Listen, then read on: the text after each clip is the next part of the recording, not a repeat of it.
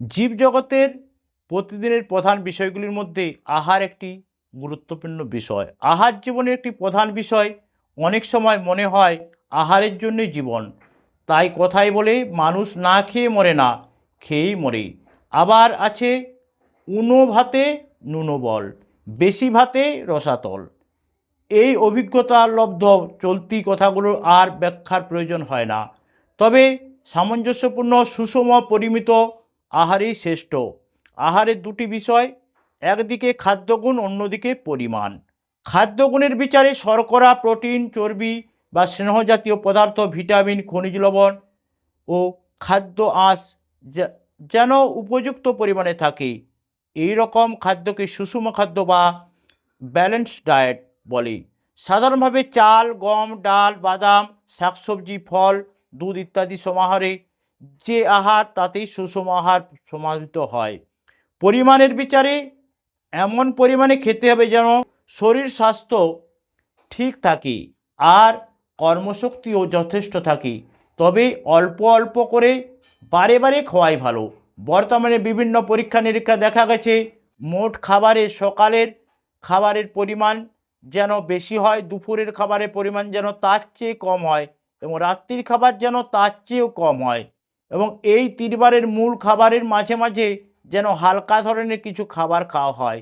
খাবারের পরিমাণ বয়স এবং কাজের পরিমাণের উপর নির্ভর করে। কৈশোরে যৌবনে খাবারের পরিমাণ বেশি হবে, আবার বেশি পরিশ্রম করে যাদের তাদের খাওয়ার পরিমাণ বেশি হবে। কিন্তু কৈশোর এবং যৌবনে যেহেতু দেহ গঠন এবং বৃদ্ধি চলতে থাকে, তাই প্রোটিন জাতীয় খাদ্যের ভাগ বেশি হওয়া দরকার। অন্যদিকে 40 বছর পর তার কম করার দরকার। খাবার এমনভাবে খেতে হবে যেন নির্দিষ্ট সময়ের ব্যবধানে ক্ষুধার সৃষ্টি হয়, কাজের শক্তি পাওয়া যায় এবং প্রতিদিন সহজভাবে মল নির্গমন হয়। তাছাড়া কোনো রকম তামাক, মাদক, উত্তেজিত দ্রব্যাদি ব্যবহার না করাই শ্রেয়। শ্রী ঠাকুর একথা বলেছেন। আর এই কাজের জন্য পরিশ্রম করতে হয়। আরও বলেছেন খাবারের জন্য বাঁচা নয়, বাঁচার জন্য খাওয়া। যীশুখ্রিস্ট বলেছেন, man shall not live by bread alone, man shall not live by bread alone. সত্যি মানুষ খাদ্যের জন্য জীবন ধারণ করেনি, আর বাঁচার জন্য খাবারের প্রয়োজন আছে। জীবনের উদ্দেশ্য এমন কিছু কাজ করা যা জীবনকে উন্নত করে তোলে। বলেছেন, তোমরা মাথার ঘাম পায়ে না ফেলে খাবার খাবে না। যদি শারীরিক পরিশ্রম বেশি না হয় তবে ব্যায়াম চর্চার মাধ্যমে তা করে নিতে হবে।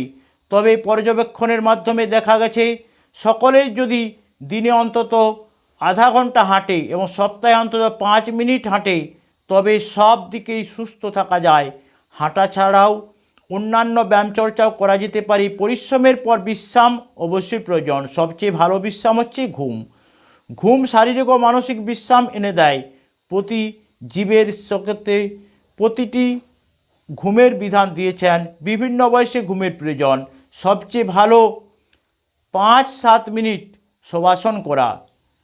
শ্রী ঠাকুর অনুকূলচন্দ্র 24 ঘন্টা 3 থেকে 4 বার প্রতিবারে 5 থেকে 7 মিনিট শবাসন ধ্যান করা সাধনার অঙ্গ হিসেবে দিয়েছেন। শ্রী বরদা ছাত্রদের উদ্দেশ্যে বলেছেন, রাত্রি 10টার মধ্যে শুয়ে পড়া ভালো। আসলে রাত্রির অন্ধকারে আমাদের শরীরের পিনিয়াল গ্রন্থি থেকে মেলাটোনিক নামক একরকম উৎসেচক নিঃসৃত হয়, যা কিনা খুব ভালো অ্যান্টিঅক্সিডেন্ট, যা শরীরের উৎপন্ন বিষাক্ত ফ্রি অক্সিজেন রেডিক্যালে প্রশমিত করে এবং শরীরের গঠন এবং পুনর্গঠনে সাহায্য করে। সেই কারণে রাতে শোয়ার আগে আলো নিভিয়ে অন্ধকার করে শোয়া ভালো। বেশি রাত জেগে কাজ করা, টিভি দেখা কিংবা মোবাইল বা কম্পিউটারে কাজ করা সবেই পিনিয়াল গ্ল্যান্ডকে নিষ্ক্রিয় রাখে। ফলে ফ্রি অক্সিজেন রেডিক্যাল শরীরে জমা হয়ে নানা প্রকার অসুখ বিসুখের সৃষ্টি করে। বর্তমানে diabetes, high blood pressure, heart attack, stroke, cancer, স্মৃতিভ্রংশের মতো দুরারোগ্য ব্যাধি হওয়ার মূলে এই একটি বিশেষ কারণ।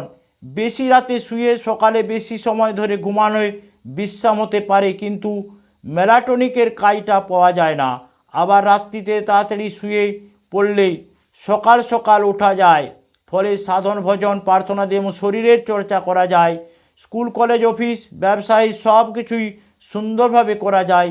এইভাবে ধীরে সুস্থিরে সকাল শুরু করে বাকি দিনটা ভালো করে আশা করা যায়। ভয় জীবজগতের স্বাভাবিক প্রতিক্রিয়া, যা জীবনকে সংসারের মুখে ঠেলে দেয়। তা থেকে ভীত হওয়াই থাকাই শ্রেয়, যতক্ষণ না তার নিরাকরণের ব্যবস্থা করা যায়। যারা জীবন তথা বিকাশের পরিপন্থী জেনেও সেই পথেই চলে, তাদের বিপদে পড়ার সম্ভাবনাই অধিক। যেমন ধূমপান স্বাস্থ্যের পক্ষে ক্ষতিকর জেনেও তা গ্রহণ করা, তারা সাধারণতই এই বিষয়ে আসক্ত। তাই ভয় করা জীবের সুস্থতাই লক্ষণ। তবে অস্বাভাবিক ভয় অর্থাৎ একই রকম পরিস্থিতিতে অন্যরা সাধারণত ভয় করে না, তেমনতর স্থলে ভয় এবং ভয়ে মানসিকভাবে বিধ্বস্ত হয়ে পড়া তা রোগের সামিল। শ্রী শ্রী ঠাকুর এই কথা বললেন। সকলকে জয় গুরু, বন্দে পুরুষোত্তম।